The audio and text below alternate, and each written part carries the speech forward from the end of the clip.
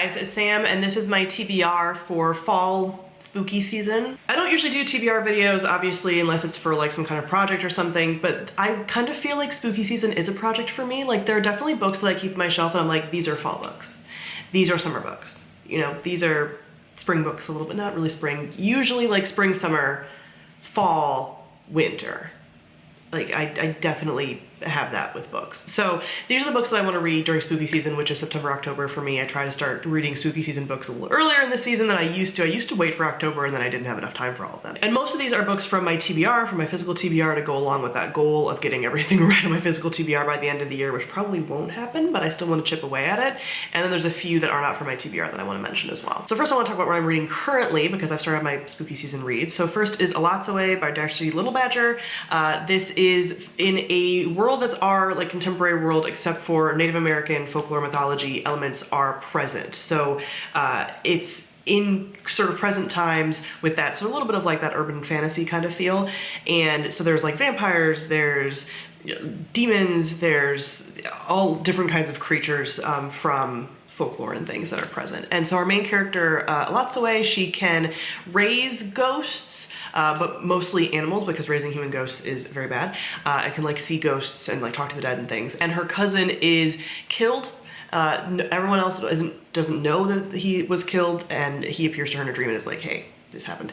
And so she's trying to kind of figure that out while also being a teenager. So I'm listening to the audiobook for this and so far really enjoy it. I am a little torn though because apparently the physical copy is illustrated and has some really cool illustrations, but so far really enjoying this. She has like a ghost dog who is very sweet, but I'm about like a little less than 50% of the way into it. Speaking of undead dogs, the other book that I'm reading is Nolan Bone by T. Kingfisher. This has a number of things like in it that are very sort of like spooky season, but also it's one of the books that are nominated for the Hugos this year. So this is the last of the novels that I have to read, which I was planning on reading anyway because I'd heard great things about this. But this is following the third in line to the throne princess who is going on kind of a quest because her sisters have both been terribly abused by this prince they've been married off to, and she is like, this is a very dark world and very like dark fairy tale-esque.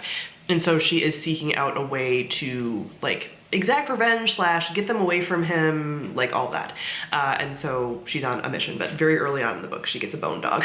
So she like resurrects a dog, which is very fun. So yeah, it's lots of like creepy things, like a grave witch, just to like, this really kind of puts it all together. On her quest, Mara is joined by the grave witch, a reluctant fairy godmother, a strapping former knight, and a chicken possessed by a demon.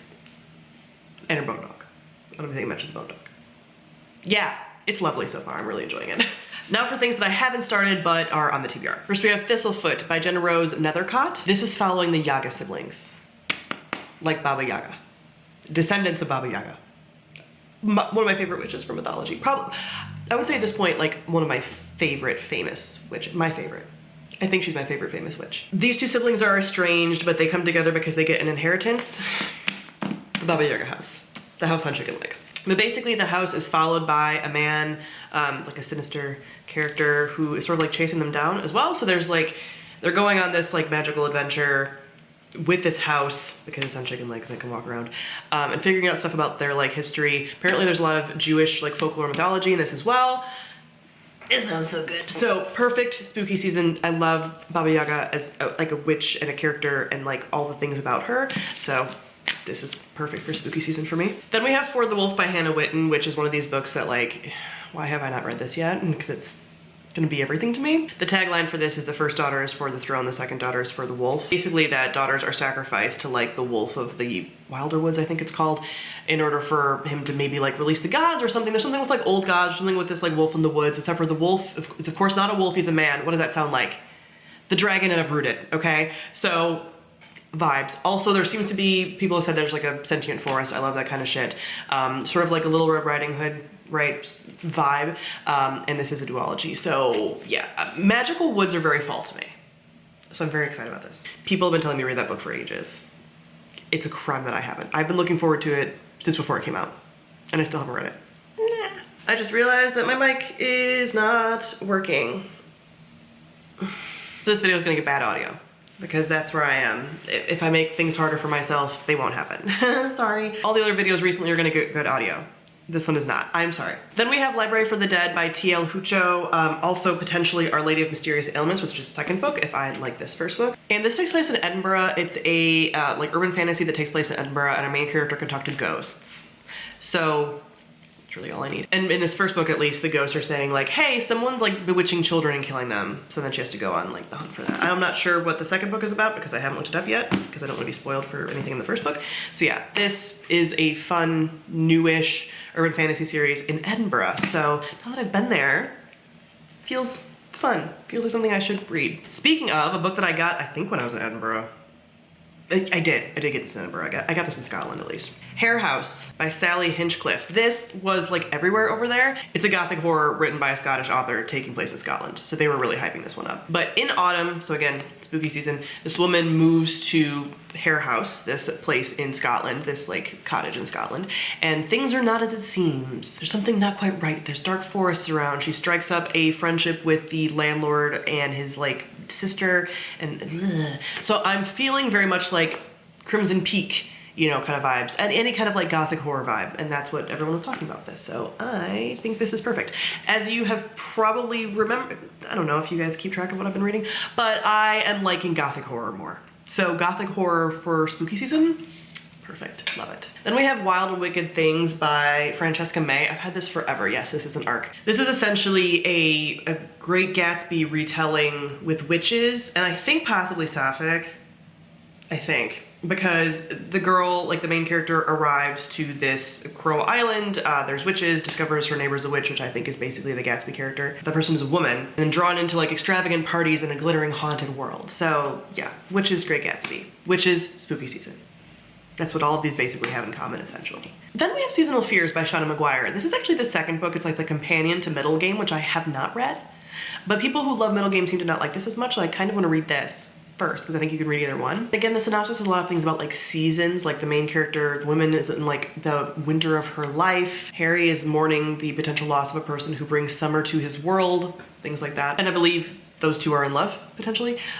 So they want, like, there's a possibility that they could like stay together, not be separated because of seasons and things. Again, I don't know what all the lore is for this, and the synopsis does not say.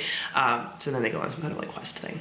But things to do with seasons, this looks very seasonally appropriate, so. And if I'm gonna read it all, I'm gonna read it in fall. If I don't read this one in particular, probably this one and Wild and Wicked Things, if I don't read this fall, they're probably gonna go off my shelf because at this point it's getting ridiculous. And the last one on my shelf is a new one, and one that I think I've talked about as like an anticipated release, and that is Starling House by Alexi Harrow. Look at this.